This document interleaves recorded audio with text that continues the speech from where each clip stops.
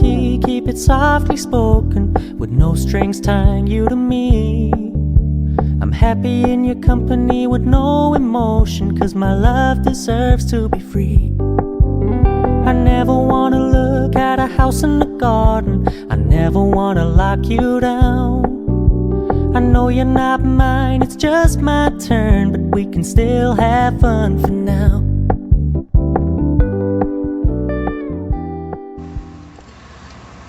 What's up, my fellow creators? Welcome, guys, to one of Becky's discussion. Love you. Oh. What's up, my fellow creators? Thank you for coming on with Topics with Becky. I hope you're having a phenomenally blessed day.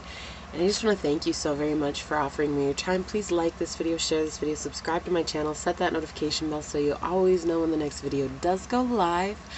And also make sure you check out my channel for more content. I have pick a card readings, zodiac readings, positive videos, and so much more. So make sure you guys do get that notification bell set so that you always get notified when the next video goes live. Okay, guys? So with that being said, I had something picked out for today, but it kind of fell apart and Source guided me towards another topic. So I'm just going to go ahead with that topic, and there's always time to talk about the other topic. Today I want to talk about attitudes and our inability to alter our thought process, to change our thought processes. Because I think this is a difficult thing for many people, because it means that we have to actually change the basis upon which our entire life is built. And what we're not seeing is that our life is built on top of a sand foundation, and being built on this foundation, it could easily crumble at the turn of any kind of event, right? So I actually have a quote that I want to read out of this book that I love. I've had it for a while and I just love this book, and it's interesting the thoughts that come through when every time I go back and I read this book. So, all right. I just want you guys to understand that sometimes it's not easy. It seems easy and people paint it as though it's the easiest thing to think positively. But to think positively, it means that we must first overcome all of those thoughts that are in our head, the ones that are beating ourselves up, the ones that are telling us we're not good enough, the ones that keep us from doing the things that we dream of doing, because there's a belief inside of us that says that we're not good enough for that, or that we'll never get it, we'll never succeed, we'll never have what we want. One of the things I think is interesting is being in love, and I'm just about ready to open the floodgates on this, because I was hiding from it, and I think that people get it wrong. They think that I don't like love, or that I don't want love, or anything like that, and that's the furthest thing from the truth. I just want to bring a new belief system to love, because I think that what everybody thinks love is now, it's very much codependency, and they're not seeing that because they're coming from a codependent egoic state of mind. And to alter that, again, means altering the foundation and rebuilding takes time. And that means that you might have to take years to rebuild that foundation, and years by yourself. And people don't like that. And I get it. I was in that state too. It was like there was a point in my life when I couldn't go without having somebody next to me. And it's taken me almost 3 years of being single by choice to say, okay, I get it now. Like, I get what building this is. And it's more about building solid foundations. And I know I keep saying that, but it's the truth of it. It's to build solid foundations. So let me read this this quote. It's going to be long, so I apologize, but just hear it out, okay? Because there's so much validity in this. And it says, "There is what is. And to that, we add shoulds and oughts and musts and pressures and guilts and fears and paranoias and anxieties and attitudes and beliefs. And to make it worse, we add these things after the fact. We complicate things endlessly. Our job is to see clearly how we get ourselves tangled up and then be willing to disentangle ourselves, which we are once we've really seen what we're doing and how we are doing it. Our biggest obstacle. It is that we have so many attitudes about how we should be. We keep ourselves incapable of seeing what is. Remaining ignorant is a full-time job. The truth is always here. We have to work hard to see it. Remaining ignorant is a full-time job. The truth is always here. We have to work hard to see it.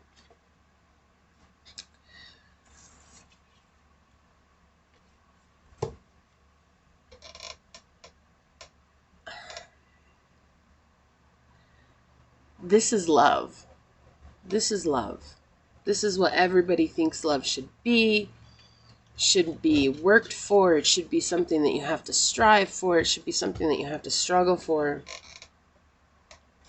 It's not. And I feel like really the only reason that most of society feels that way is because we're inundated with TV shows, dramas, and belief systems of other other cultures and just other people, like what people think love is, right? You read romance novels or you read stories about how people fell in love and they met and 3 days later they were married and then they lived a whole life together. But what you don't see is behind the doors, right?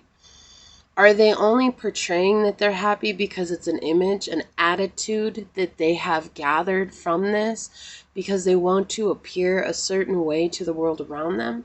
Or are they really happy? Are they happy? Do you know? No, you can never know because all you see is what you see with your eyes. Most people aren't feeling into situations with their hearts because they're comparing themselves to another person because of the attitudes that that person has taken on. And then they're in a state of thinking that they too need to have that attitude because for some reason there has been a disconnect and somebody has put that person up on a pedestal, right? And this is what often happens in love. You fall in love with somebody, instead of seeing them as your equal, you see them as somebody that's, man, if I could ever get that, I would be so happy. You've placed them on a pedestal in this thinking. And in placing them on a pedestal now, they're somehow better than you, but you don't even really know why. Because it's an attitude that we have been inundated with since we were children. These belief systems that in order to be in love, we must first struggle through love. The truth is in order to be in love, we must first struggle through learning how to love ourselves. Because the world doesn't know how to love themselves. They don't know how to love self. They know how to love, okay, and I'm putting this in quotations here, they know how to love others. But you can only bring so much love into a situation. You can't love a person unconditionally when you only conditionally love yourself. Another attitude that we have been given. And there's no sense in beating up the whole of the world, beating up your parents, beating up the people who are in your life, saying it's their fault. It's not. You can't be angry about something that you didn't know anything about. I mean, you could try, but at the end of the day, being angry is like holding onto a hot rock. Only you get burned. So are you going to let the rock drop? Because you're not doing any good holding on to it. You're hurting yourself. To not forgive the people who you feel have hurt you the worst, that's another attitude. It's saying, I'm big and macho and I don't have to forgive. Okay, well, you don't have to forgive. But remember that life is all about cycles. So the more you resist forgiveness, the more that is going to recycle into your life. Okay, and so I was going to bring up an entirely different topic today. But this was heavy on my heart, and I feel like this is because the world is so addicted. They want to know who the next person is that they're going to love. They want to know what it is that they can do to make sure that that love is going to come into their life. But they're too busy trying to find someone else. They don't even see the person that's staring back in the mirror at them. You don't see the beautiful creature that you are. You have a hard time looking yourself in the eyes. You have a hard time just considering that maybe you're the one that you've been looking for all along and you just didn't know.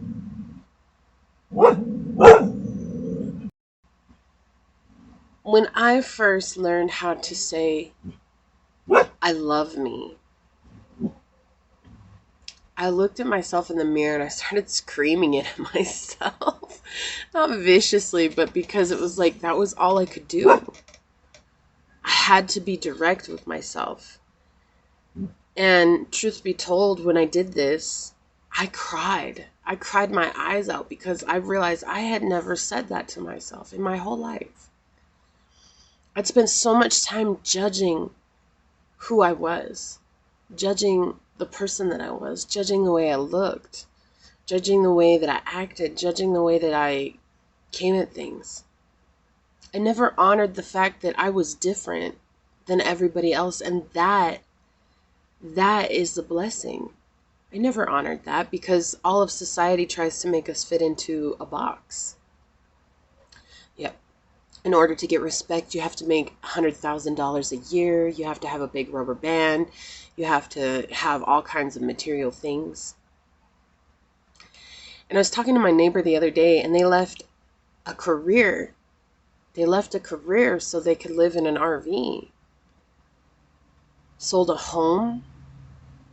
Sold a life that was miserable. And I looked at them, I said, for you to be able to acknowledge that, that's bravery. Because so many people are so attached to their things. They're so attached to these attitudes, these visions that you think you need to be, this person that you think you need to be, that they can't look at the bright side of things and letting all of that go. You know, I talked about aparigraha in another video. And I would suggest you guys look at my channel so that you can watch that video because it talks about that non-possessiveness. But that includes with yourself. Can you be non-possessive over yourself, expecting yourself to be a certain way, expecting yourself to fall in line, expecting yourself to fit into a certain cookie cutter, expecting yourself to behold or uphold a certain image? Or can you stand in the mirror fully naked in this moment and turn around and admire yourself the way that you would admire the person it is that you're looking for in your life or that you have in your life? Can you do that? Because when you're in love, the other person can do no wrong. When was the last time you fell in love with yourself? Or are you too busy trying to uphold an attitude that it's basically destroyed all sense of self that you have?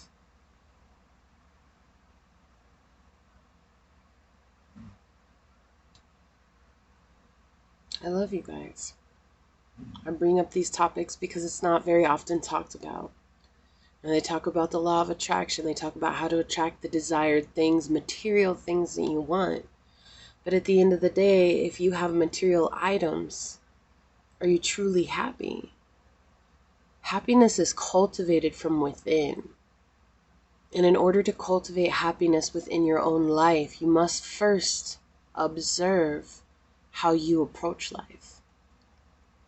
That's what I got for you guys today. Please like this video, share this video, subscribe to my channel, set that notification bell so you always know when the next video does go live. And until next time, go forth boldly, my fellow creators, and courageously find creative ways to rise above in life, laughter, and love. Becky's out of the house for now. Until I see you guys next time, peace out. I love y'all. Bye. And we're walking, we're walking, we're walking, we're stopping. And this is the exhibit of Alexander the Great.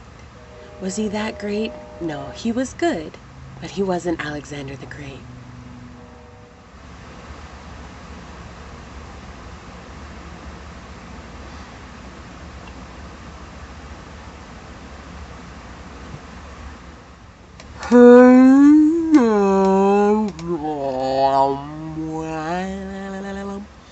Just This is what it is to get ready for videos. You gotta be silly because you never know what's gonna come up. And it helps you loosen up. Mwah. I love you. I love you. I love you. I love you so much. I love you. I love you. I love you. I love you. I love you. And only you. I love you. I love you.